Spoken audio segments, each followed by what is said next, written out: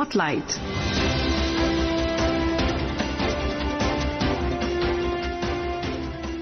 This is Akashvani. In the program Spotlight, we now bring you a discussion on strengthening India-Australia strategic partnership. The participants are Professor Rahul Mishra, International Affairs expert, and Deeksha Saksena, Akashvani correspondent. India-Australia partnership has been deepening and strengthening. The bilateral partnership was upgraded to Comprehensive Strategic Partnership in 2020. Defence Minister Rajnath Singh is on a 2-day visit to Australia. The Defence Minister held a bilateral meeting with the Australian Deputy Prime Minister and Defence Minister Mr. Richard Marles. To talk more about this power-packed visit of the Defence Minister, we are now joined by International Affairs expert Professor Rahul Mishra. Professor Mishra, welcome to Akashvani. Thank you. First of all, I would like to begin the discussion with your opening remarks on the importance of a deepening partnership between the two nations, and how do you see this at a time when there is so much of global instability? Look, India and Australia are two maritime powers with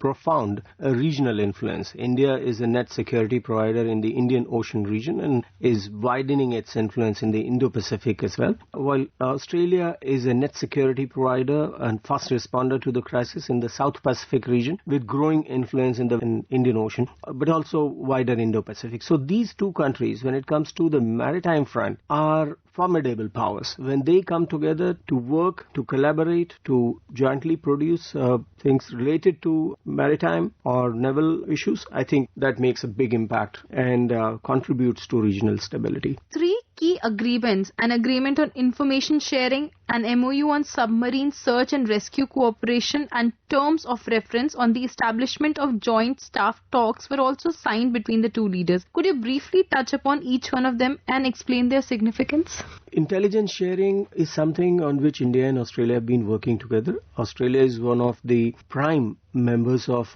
its own club that includes the US, UK, New Zealand, Japan, Canada, and that's called the Five Eyes group. In terms of gathering intelligence, they have very good competence, which is complementary to India's intelligence capabilities and intelligence gathering maneuvers. So I think India's efforts complement with Australia, and moving forward, these two countries can strengthen their national security and resilience of their national security apparatus by collaborating. In terms of these staff colleges, these mechanisms at a primitive stage existed earlier. What the two governments are doing is to strengthen it, to bring it to new heights for greater mutual understanding and mutual learning from each other through the staff college agreement that has been signed. The submarine search and rescue operation is also something that has a background. When the Malaysian aircraft MH370 disappeared, a multi-nation search and possibly rescue operation was conducted back then, and India and Australia joined hands to search for the missing plane, and they presented to the world, particularly to the region, that they have the capability and the intention to work together and to join hands to synergize their capabilities and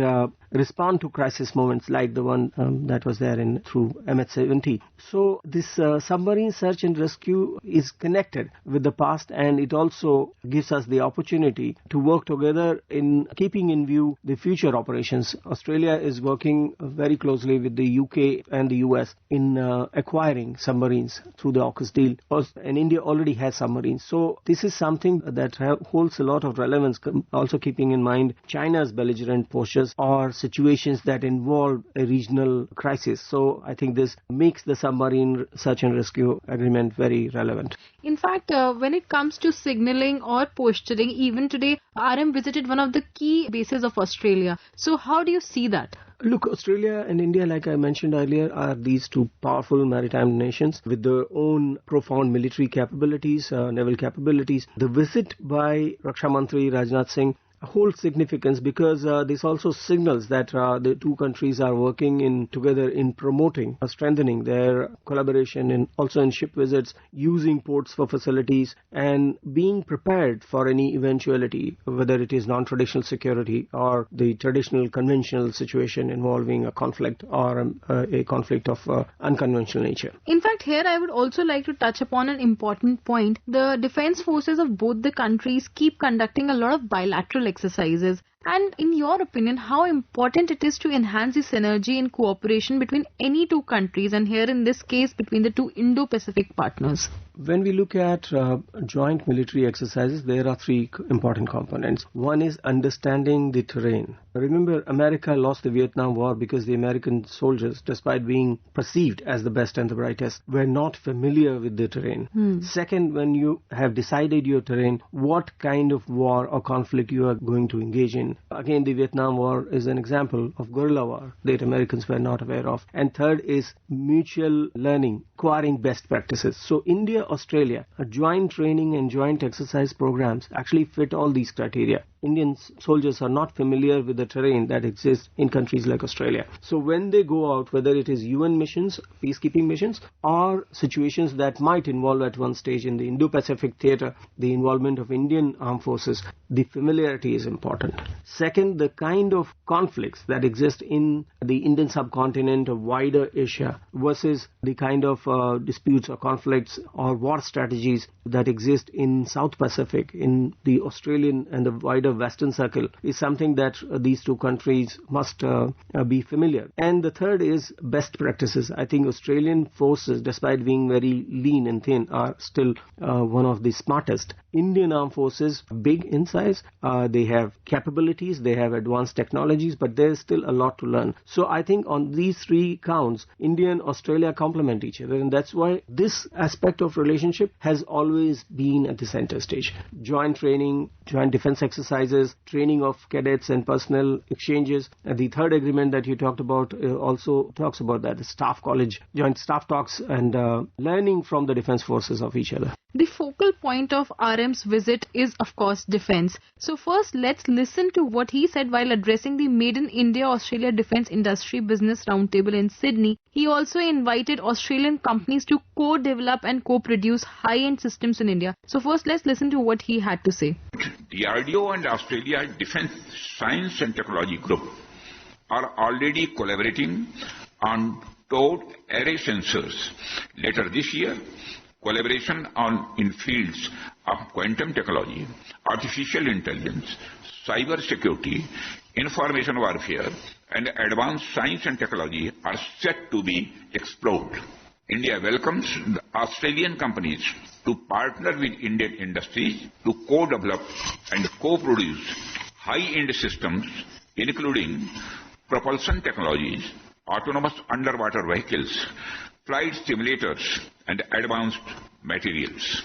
So, Australia's defense requirements are mostly fulfilled or dominated by the Western partners, the Western countries. How will this shift open up a new chapter in the bilateral defense partnership as well as bilateral relationship between the two nations? Well, India's Make in India has established itself as a flagship policy initiative taken by Prime Minister Modi, and over past 11 years we have seen that this has demonstrated commendable success, and BrahMos, I think, is the best example. There are a number of other examples like Akash missile, for example. When it comes to joint production or India and Australia working together in terms of defense production, it opens up two possibilities. One, it will cater to the needs of Australian defense forces with the production happening in India. It will also serve the purpose of Indian initiative, Make in India for the World, as Prime Minister mentioned it a couple of months back, that Australian companies and Australian agencies, institutions work with their counterparts in India, and together they produce and cater to the needs of Asian and African countries, also at one stage the Western countries. So Make in India for the World is something that India and Australia are aspiring to work together, and this will of course help them meet their own domestic needs in the defense sector. In fact, here I would like to bring your focus to the Quad, and because Quad is a very good multilateral forum for India and Australia to cooperate, but there are certain uncertainties as well attached to Quad. So how do you analyze Quad and India's bilateral partnership with Australia in the current times? Look, Quad, like any other multilateral grouping, is facing a bit of uncertainty. It is facing challenges, and these challenges are not unusual. This could happen at any time with any government in power. So whatever is happening with the Quad is one factor, but regardless of that, I think what Quad has achieved is greater institutionalization between India, Australia, Japan and the US. And that institutional mechanism has opened up new possibilities for India and Australia and Japan to work together. And America is still part of it, even though Trump has been a bit skeptical about working with these three countries setting. But that said, I think Quad is still relevant. Quad will be relevant and existing in some or the other form. The question is whether Quad will be able to act as the security provider to the Indo-Pacific region, whether it will contribute systematically and comprehensively in making sure that the regional status quo, the strategic equilibrium is maintained. So I think that is one question on which policymakers must be pondering over. But the jury is still out. We still cannot write off Quad. And my sense is that Quad will exist in one or the other form. So because this region needs an institutional mechanism to make sure that the rules-based order in the Indo-Pacific is not disrupted, that it is not violated, that it is not taken for granted. In fact, the Defence Minister, while addressing the Made in India-Australia Defence Industry Business Roundtable in Sydney, categorically mentioned that the India's defence exports have reached 23,622 crore. So before we proceed, let's listen to his words. Indian companies now export to around 100 countries.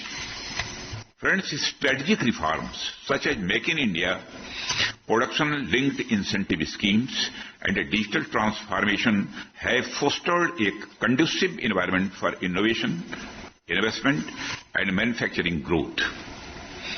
India's young and skilled workforce, expanding infrastructure and rising technological capabilities are further strengthening its role as a global economic hub and reliable partner in resilient supply chains.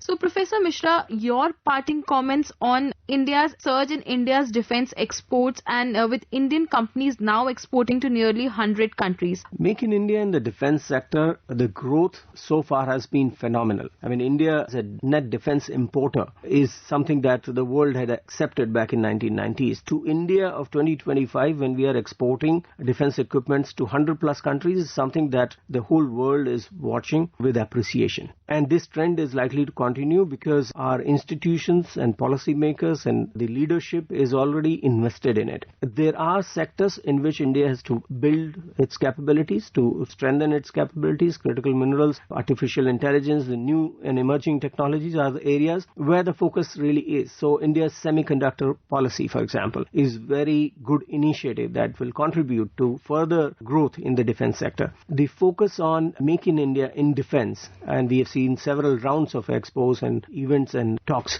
on the defense sector. So I think that will also contribute to India's defense exports. And let us not forget that the global defense market has been dominated, rather manipulated by Western countries and China. And they have been asking for really exorbitant prices from countries of Africa and developing poorer countries of Asia. So India, with its good technology and quality production, with a low-cost policy, I mean, we have seen this in the space sector as well. So cost-effective production in the defense sector with high technology and with collaboration with other partners is something that can present itself as a role model and a commendable example of how a leading country of Global South can also cater to the needs of the fellow countries from Global South in the defense sector. Thank you so much, Professor Mishra, for sparing your valuable time and giving us so many insights on this very important visit of Defence Minister to Australia. And thank you for joining us for Spotlight tonight. Thank you. You are listening to a discussion on strengthening India-Australia strategic partnership. The participants were Professor Rahul Mishra, International Affairs Expert, and Deeksha Saksena,